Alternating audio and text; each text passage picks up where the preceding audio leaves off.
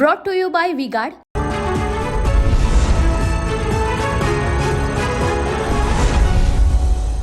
नमस्कार, TV9 मराठीमध्ये आपल्या सगळ्यांचं स्वागत. मी निखिला. महत्त्वाच्या बातमीनं बुलेटिनची सुरुवात. मुंबई उत्तर पश्चिम मतदारसंघाच्या मतमोजणीमध्ये 650 मतांचा फरक असल्याचा आरोप अनिल परब यांनी केला आहे. निवडणूक अधिकाऱ्यांना कोणाचे फोन येत होते, त्यांना कोणाचे फोन आलेत याची माहिती आमच्याकडे आहे, असं अनिल परब यांनी म्हटलं.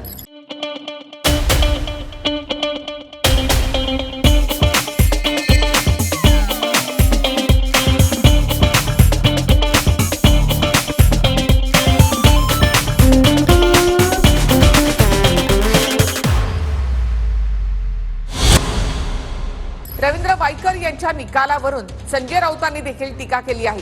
निवडणूक अधिकारी वंदना सूर्यवंशी यांचा फोन ताब्यात घ्या आणि त्यांची चौकशी करा, अशी मागणी राऊतांनी केली आहे. वायकरांचा साथीदार सातारकर पोलीस ठाण्यामध्ये फेऱ्या का मारत होता, असा सवाल देखील संजय राऊतांनी केलाय.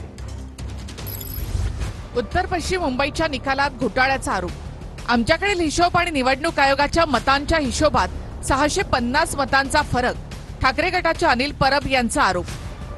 मतमोजणीनंतर फॉर्म 17C पार्ट 2 वर मतमोजणीची टॅली द्यायची असते. अनेक ठिकाणी हा फॉर्मच दिला नाही, त्यामुळे मतांमध्ये फरक आहे, असा परबांचा आरोप. देखिए, उनका काम है अफवाह से गर्मी बढ़ाना और हमारा काम है माहौल को ठंडा रखना. हमारा नेता कैसा हो जो माहौल को रखे ठंडा वैसा हो. अब की बार वी गॉट एयर कूलर का चमत्कार. निवडणूक आयोगाने सुमोटोद्वारे चौकशी करून कारवाई करावी. आमच्याकडील मतांचा हिशोब तपासून घ्यावा, परब यांची मागणी. कीर्तीकरांना विजयी घोषित करूनही फेरमोजणी घेऊन विरोधात निकाल दिला. यात निवडणूक अधिकारी सूर्यवंशींचा मोठा हात, राऊतांचा आरोप. निवडणूक अधिकारी वंदना सूर्यवंशींचा फोन ताब्यात घ्या, त्यांना कुणाचे फोन आले ते तपासा, राऊतांची मागणी. रवींद्र वायकरांचे नातेवाईक मतमोजणी केंद्रावरील अधिकाऱ्यांचे फोन घेऊन काय करत होते, राऊतांचा सवाल. वनराई पोलिसांनी फोन जप्त केल्यावर वायकरांच्या जवळचा माजी पोलीस अधिकारी पोलीस ठाण्याबाहेर फेऱ्या मारत होता, राऊतांचा आरोप. फोन बदलण्यासाठी आणि डील करण्यासाठी माजी पोलीस अधिकारी पोलीस ठाण्याबाहेर फेऱ्या मारत होता, राऊतांचा आरोप. भाइयों बहनों, उनके राज में पावर रहे अनस्टेबल और हम रखे सब स्मूथ और स्टेबल. हमारा नेता कैसा हो जो स्टेबल पावर दे वैसा हो. अब की बार वी गॉट AC स्टेबलाइजर का चमत्कार. वनराई पोलीस ठाण्याचे तपास अधिकारी रजेवर आहेत की त्यांना कुणी रजेवर पाठवलं, राऊतांचा सवाल. मतमोजून झाल्याच्या नंतर फॉर्म 17C पार्ट 2 हा एक फॉर्म असतो, जो फॉर्म भरून द्यायचा असतो आणि त्याच्यावरती त्या अधिकाऱ्याने सही करायची असते की माझ्या या पेटीमध्ये किती मतं मोजली गेली आणि त्याची टॅली ही आहे, ती दिली गेली. या लोकसभेमध्ये अर्ध्या लोकांना हे फॉर्म दिले आणि बऱ्याच लोकांना हे फॉर्म दिलेच नाहीत. मागणी करून करून देखील हे फॉर्म दिले नाहीत आणि त्यामुळे आमची मतं आणि त्यांची मोजलेली मतं याच्यामध्ये जवळजवळ 650 पेक्षा अधिक मतांचा फरक आलेला आहे. उनका बैकअप सिर्फ कल तक और हमारा चांद तक. हमारा नेता कैसा हो जो नॉन स्टॉप बैकअप दे वैसा हो. अब की बार वी गॉट इन्वर्टर बैटरी का चमत्कार. आम्ही रिटर्निंग ऑफिसरचा गोंधळ सगळा बघत होतो. त्यांना वारंवार कोणाचे फोन येत होते याचा साधारण आमच्या बसलेल्या लोकांना अंदाज येत होता. त्यांची धावपळ बघत होते. वारंवार त्या बाथरूमला जात होत्या, तिकडून त्या फोनवरती कोणाशी तरी बोलत होत्या. हे कोणाचे फोन आहेत, काय आहे, याच्या संदर्भातली सगळी माहिती आमच्याकडे येतेच आहे. कीर्तीकरांना विजय घोषित केलं होतं, तरीही दोनदा फेर मतमोजणी करून त्यांना त्यांच्या विरुद्ध निकाल देण्यात आला आणि त्यामध्ये रिटर्निंग ऑफिसर वंदना सूर्यवंशी यांचा मोठा हात आहे. त्याच्यामुळे उत्तर पश्चिमच्या निवडणूक अधिकाऱ्यांचा पूर्व इतिहास तपासून घेतला पाहिजे. CCTV फुटेज का दिलं जात नाही? त्यांना कोणाचे फोन ह्या काळामध्ये आले? वंदना सूर्यवंशीचे फोन सुद्धा ताब्यात घेतले पाहिजे. वायकरांच्या नातेवाईकांचे फोन जे तिथे फिरत होते आतमध्ये, अधिकाऱ्यांचे फोन घेऊन जे काही उद्योग चालले होते, तो फोन वंदराई पोलीस स्टेशनने जप्त केल्यावर वायकर यांचा एक जवळचा माणूस, रिटायर्ड पोलीस अधिकारी सातारकर, हा सातत्यानं 4 दिवस वंदराई पोलीस स्टेशनमध्ये का येरझारा घालत होता? फोन बदलायचा होता, काही डील करायचं होतं. ते डील झालंय की नाही याचा तपास व्हायला पाहिजे. या संदर्भातले जे PI राजभर हे रजेवर आहेत की त्यांना रजेवर पाठवण्यात आलं? की तो ज्या प्रकारचा तपास करत त्यांनी फोन जप्त केला, फोन जप्त केल्यावर त्यांना रजेवर पाठवण्यात आलं. तो 19व्या राऊंड नंतर शेवटपर्यंत जोपर्यंत फायनल टॅली त्यांच्याकडे आलं नाही तोपर्यंत त्यांनी ते अनाउन्समेंट थांबून ठेवलं होतं का? ह्याच्याकरता आम्हाला CCTV फुटेज पाहिजे. म्हणजे कसं असतं, एक तर 48 मतांनी पराजय झालाय किंवा 48 मतांनी पराजय केला गेलाय, हे त्या CCTV फुटेजमधल्या बऱ्याच गोष्टींवरती त्याचा उत्तर आम्हाला मिळू शकतं. मग जर का ते देत नसतील तर त्याच्यामध्ये काहीतरी काळेभोर आहे की काय असं मला वाटतं, आणि त्याच्याकरता आम्ही ते व्हिडिओ स्टडिंग मागतो. ही जी निवडणूक झाली आणि खास करून ह्या सीटची झाली, ही फ्री अँड फेअर होती का? मतमोजणीची जी प्रक्रिया होती ती फ्री अँड फेअर होती का? ही यंत्रणा जर त्यांच्या हातात नसते आणि खरोखर फ्री अँड फेअर इलेक्शन झाले असते तर 240 काय 40 देखील जागा भाजपाच्या या देशात आल्या नसत्या. आणि आज पण आपण पाहतोय की हे सगळं सोडून परत विषय भलतीकडे नेला जातोय भाजपकडून. मग हे ते ह्यामुळे मतं मिळेल, त्यामुळे मतं मिळाली. मी एवढंच सांगेन की भाजपला ज्या काही सीट मिळालेल्या आहेत, मतं मिळालेली आहेत, ती ह्या यंत्रणेचा गैरवापर करून मिळालेल्या आहेत. निवडणूक अधिकाऱ्यांवर आमचे अनेक आक्षेप आहेत, सुषमा अंधारे यांनी असं म्हटलंय. रवींद्र वायकरांच्या मेहुण्यावर गुन्हा दाखल करा, अटक कधी करणार असा सवाल त्यांनी केला. आशिष शेलार यांचा CDR तपासला पाहिजे असंही सुषमा अंधारे यांनी म्हटलंय. त्या रिटर्निंग ऑफिसरवरच आमचे अनेक आक्षेप आहेत. आज आमचे आमदार विलास पोतनीसजी यांच्यावर एक गुन्हा दाखल झाला. जे श्री रवींद्र वायकरांचे मेहुणे तिथे होते, ज्यांच्यावर गुन्हा दाखल झाला आहे, त्यांच्यावर अटकेची कारवाई कधी केली जाणार आहे? त्यामध्ये आशिष शेलारांचे CDR का तपासू नयेत? एकदा आशिष शेलारांना सुद्धा तपासलं पाहिजे ना. जर एवढे लोक सांगतायत की आशिष शेलारांचा तिथे फोन आला होता, तो फोन आल्यानंतर तिथे रिकाउंटिंगची यंत्रणा किंवा एकूण जे तिथले निवडणूक अधिकारी आणि जी एकूण प्रक्रिया होती त्यावर दबाव आणण्याचा प्रयत्न झाला. आमच्यासाठी आजही तिथले विजयी खासदार हे अमोल कीर्तीकरच आहेत. राज्यात भाजपमध्ये मोठे बदल होण्याची शक्यता आहे. 2 केंद्रीय मंत्र्यांची नियुक्ती यासाठी करण्यात आली आहे. दिल्लीमध्ये मंगळवारी भाजपच्या कोअर कमिटीची बैठक होणार आहे. उपमुख्यमंत्री देवेंद्र फडणवीस या बैठकीला उपस्थित राहतील. फडणवीसांच्या राजीनाम्याच्या इच्छेवर या बैठकीमध्ये निर्णय होण्याची शक्यता आहे. तर इथे प्रभारीपदी भूपेंद्र यादव तर सहप्रभारीपदी अश्विनी वैष्णव यांची नियुक्ती करण्यात आली आहे.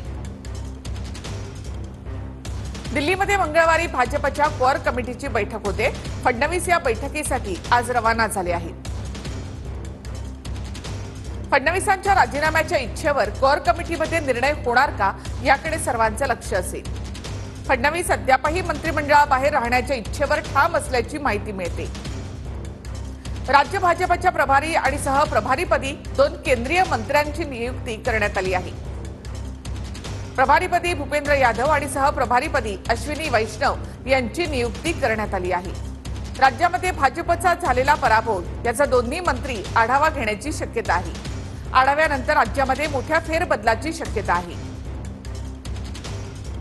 मुंबई अध्यक्ष आणि प्रदेशाध्यक्ष यावर देखील निर्णय होण्याची शक्यता आहे. तर मनुष्य विजयानं नम्र होतो, राणे विजयानं हिंस्र आणि बेफाम होतात. कोकणातून शिवसेना संपवली या राणेंच्या टीकेला सामनामधून असं उत्तर देण्यात आलं आहे. राणे आणि त्यांच्या कुटुंबाला शिवसेनेनं 3दा धूळ चारली असं सामनामध्ये म्हटलंय. मनुष्य विजयानं नम्र होतो, राणे विजयानं हिंस्र आणि बेफाम होतात. मरतुकडी म्हैस ध्यानीमनी नसताना गाभण राहावी तसा राणेंचा विजय. नव्या मंत्रिमंडळामध्ये राणेंना स्थान नाही ही त्यांची योग्यता, त्यामुळे त्यांच्या अतिक सूक्ष्म अकलेस झिंजण्या आल्या.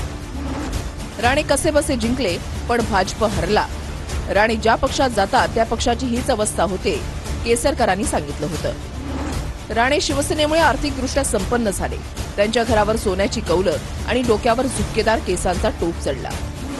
मंत्री केलं नाही म्हणून राणे मोदी विरोधाची उबळ बाहेर काढून शिवसेना संपवण्याची भाषा करत आहेत. राणे आणि त्यांच्या कुटुंबाला शिवसेनेनं 3दा धूळ चारली, 4थ्यांदाही पराभव होईल.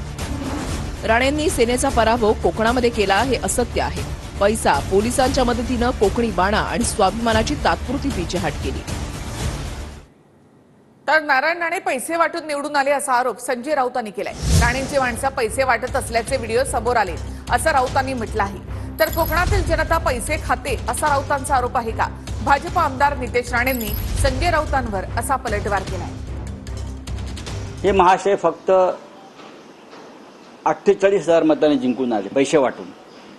त्याचे व्हिडिओ क्लिप्स आहेत. हे कशा प्रकारे ह्यांचे लोक पैसे वाटत होते घराघरात. आपल्याकडे मुंबईला पेपरची लाईन टाकतात ना, ते दुधाची लाईन टाकतात ना, तसे पैशाची पाकिटं घरामध्ये पेपरच्या लाईन सारखे कसे टाकत होते.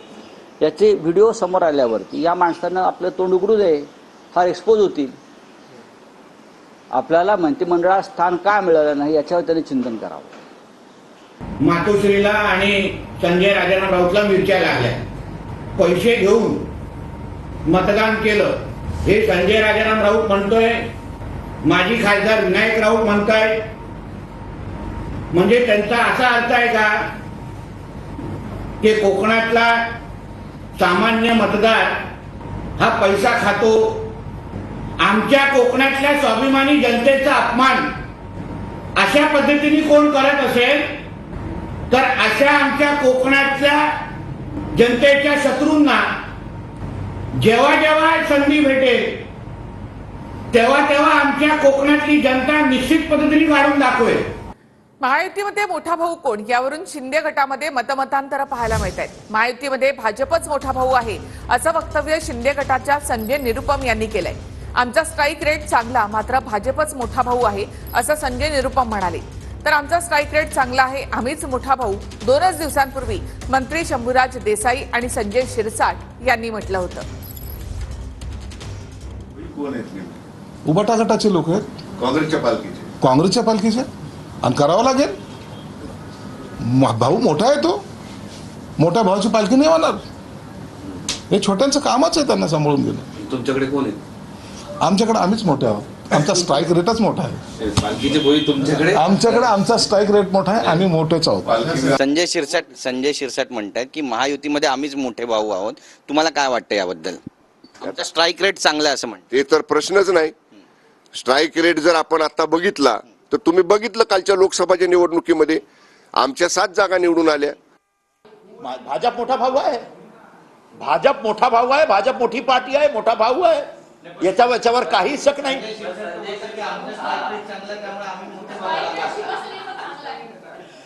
ठीक आहे, स्ट्राईक रेट आहे, स्ट्राईक रेट आमचा चांगला आहे, फॅक्ट आहे. पण भाजप एक मोठा पक्ष आहे, राज्यात पण मोठा पक्ष आहे, देशात पण मोठा पक्ष आहे.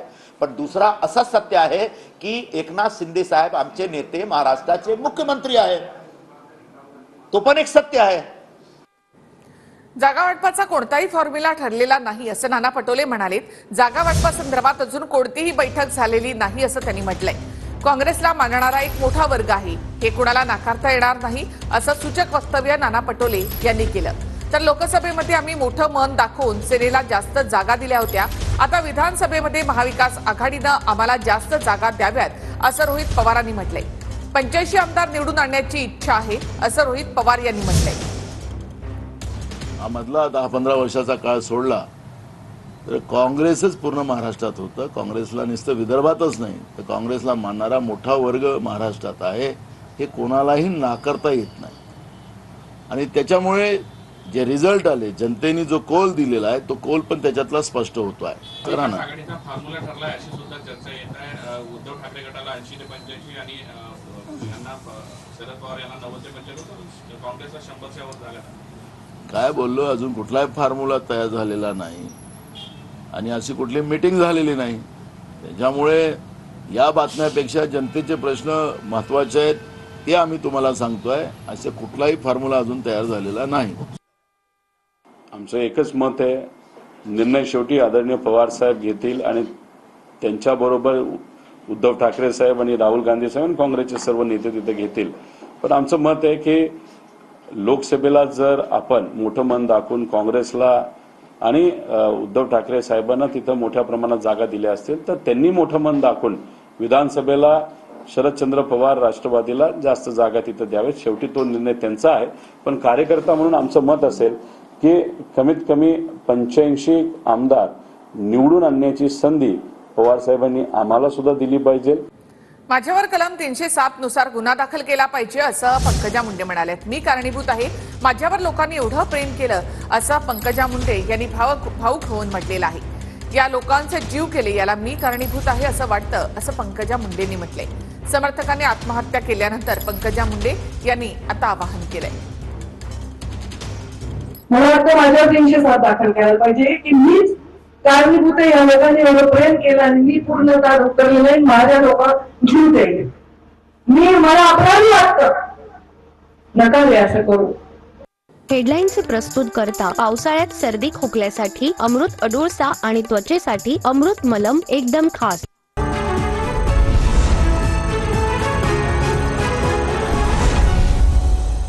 Brought to you by V-Guard.